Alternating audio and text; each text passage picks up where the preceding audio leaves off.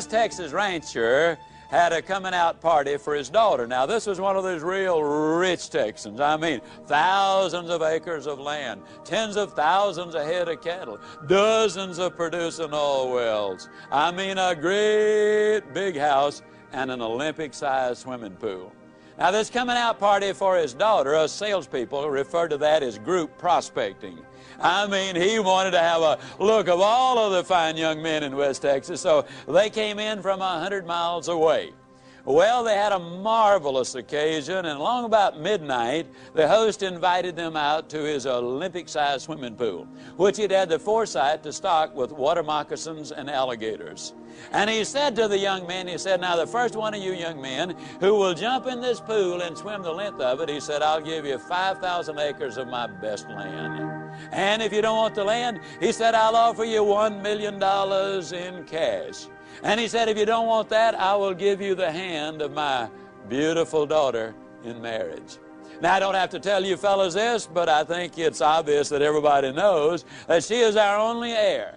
And the one who gets her for his bride will eventually get all of this. Well, the words were no sooner out of his mouth than there was a loud splash at one end of that pool, followed by an almost immediate emergence of a dripping young man at the other end of that pool. He had set a world's record which will never even be approached. Well, the host was all excited. He ran down there, and as the young man was just shaking himself off from that fast swim, he said, congratulations, son, that's absolutely fantastic.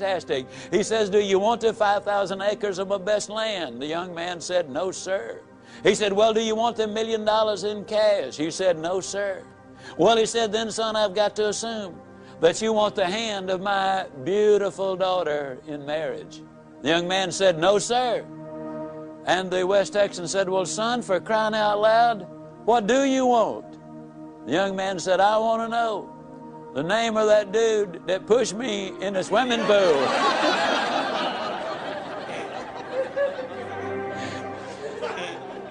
Now, I think we'll all agree that he was motivated. But I think we'll also agree that most people are confused about motivation. One of the favorite questions the media often ask me is, Mr. Ziegler, now you're going to do this 4-hour seminar. Yep, that's right. And you're going to get the people all motivated. I said, I sure hope so. That's what management brings me in for.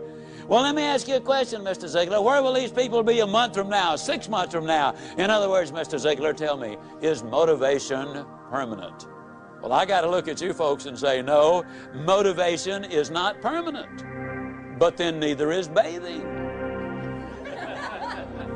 But that doesn't mean I don't approve of bathing. As a matter of fact, I strongly encourage it. Eating is not permanent unless you don't eat, and then pretty soon your condition will be permanent. No, motivation is not permanent for the simple reason that we've got demotivation, which takes place every day of our lives. There's more confusion about motivation and positive thinking than just about anything that I have ever encountered. I believe in this presentation, though, we're going to be able to clarify much of that for your benefit, and more importantly, share with you how you can keep the motivation and the positive thinking going. Positive thinking won't let you do anything. I get so annoyed when I hear some people enthusiastically stand up and say, man, with positive thinking, you can just do anything. Just believe it, and man, think about it positive enough, you can do it. I believe that's ridiculous. See, I'm 60 years old. I don't care how positive I got. I could not whip a boxing champion. I don't care how positive I got. I could not play football in the NFL or the basketball in the NBA. I don't care how positive I got, I couldn't perform major surgery on you and have you live. Nor could I give you a lecture on nuclear physics. Positive thinking won't let you do anything, but it will let you do everything. Better than negative thinking will. Now, I know that for most busy people, getting regular exercise is about as easy as climbing Mount Kilimanjaro. But it can be done. You've just got to have a plan. You've got to set some goals, because it's just as difficult to reach a destination you don't have as it is to come back from a place you've never been. Unless you have definite, precise, clearly defined goals, you will not realize the maximum potential that lies within you. And this applies to every aspect of your life, not just to exercise. Now, here's some steps you can take towards that end. First, identify your goals, and next, set a deadline for reaching them. Make a list of obstacles you have to overcome to reach your goals. Identify the people who can help you overcome those obstacles, and make a list of skills you have and those you need to achieve your goals, and then develop a plan. Now, a word about goals themselves. There are 7 different kinds of goals. There are physical, financial, spiritual, career, family, mental, and social. And these 7 types of goals share several characteristics. First, to be effective, they must effect change. We must have some big goals because thinking big creates the excitement necessary for accomplishment. Second, you must have some long-range goals so that short-range frustrations don't stop you in your tracks. Occasionally, circumstances do arise that are beyond your control, and oftentimes, obstacles such as market changes, sickness, accidents, or family problems can be pretty intimidating. But by keeping your eye on the prize, you will find that the excitement of winning that prize will carry you through the tough times. Third, if you don't have daily objectives, you qualify as a dreamer and not as a doer. Dreamers are fine, provided they build foundations under their dreams by working daily towards them. Often, the difference between the great and the near great is the awareness that making it big means working every day towards our long-range objectives. And 4, your goals must be specific, not vague or general.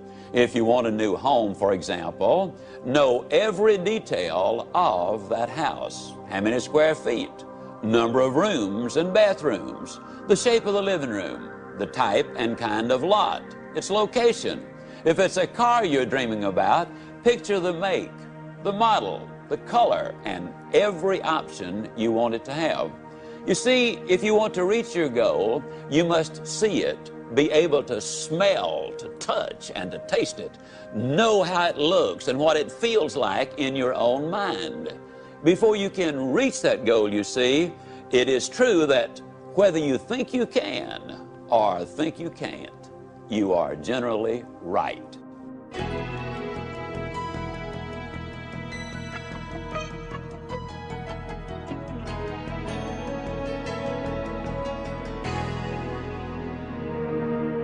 Step number 6, you need to feed your mind with the good, the clean, the pure, the powerful, and the positive. Let me ask you a question. If I were to come into your living room one day with a pail of garbage and dump it on your living room floor, what do you think you'd do? I bet I can answer the question. You would either get your gun and say to me, now, Ziegler, I'll bet you can clean that up. Or you'd get on the telephone and you'd call the police. Or you'd whip me as long as I was there. Those are things you would probably do. I mean, and then for months you'd be talking about this crazy guy came in my home, dumped garbage on the floor, ought to shot him. As a matter of fact, I wish I had. But we could clean the garbage up off your living room floor. But what about the garbage that we dump in our mind every single day? Einstein said that it takes 11 correct inputs to overcome 1 incorrect input. And a lot of the things which go in our minds and in our children's minds is not a thing in the world but pure garbage. I would ask you to do this. Evaluate what you read and what you view. Evaluate it in this light. Will this really help me to accomplish my objectives in life? Or is this going to be a deterrent to me accomplishing my objectives in life? Remember, you're what you are and where you are because of what's gone into your mind. And you can change what you are, you can change where you are by changing what goes into your mind. Now, as you probably suspect, I'm an absolute enthusiast about the cassette recorder. I believe it's the most fascinating educational tool that we have in our country. I was a visiting scholar for the University of Southern California for 2 years. One of the things they discovered was that if you live in a metropolitan area and drive 12,000 miles a year, that in 3 years' time you can acquire the equivalent of 2 years of college education. You can learn virtually anything you want to know about finances, foreign languages, the Bible, how to set goals, how to close sales, how to plan your life. You can learn so many things while you're there in your car. Feed your mind. Second thing I would encourage you to do is start reading something good every day. Did you know if you read 20 minutes a day and you're an average reader, that at the end of the year you will have read 20 200-page books, and that the average American only reads one good book a year? Think of what an advantage that will give you over the competition in whatever field you're in. Now, who does these things? Well, Mary Kay Ash of Mary Kay Cosmetics told me that she would never get in her car without a cassette that she could listen to while she was going somewhere. H.L. Hunt, worth $3 billion at his death, listened to cassette recordings until after he was 80 years old. Wallace Johnson, one of the co-founders of Holiday Inns International, over 80 years old, tells me he listens every day and reads at least 2 good books every month. Alan Bean, one of the astronauts who walked on the moon, told me that the astronauts on their way to the moon and back, and please understand, these people have the best self-images, the most clearly defined goals, the most positive mental attitude. They're the most confident, competent people as a group maybe that our country has. But these people were listening to motivational recordings on their way to the moon and back.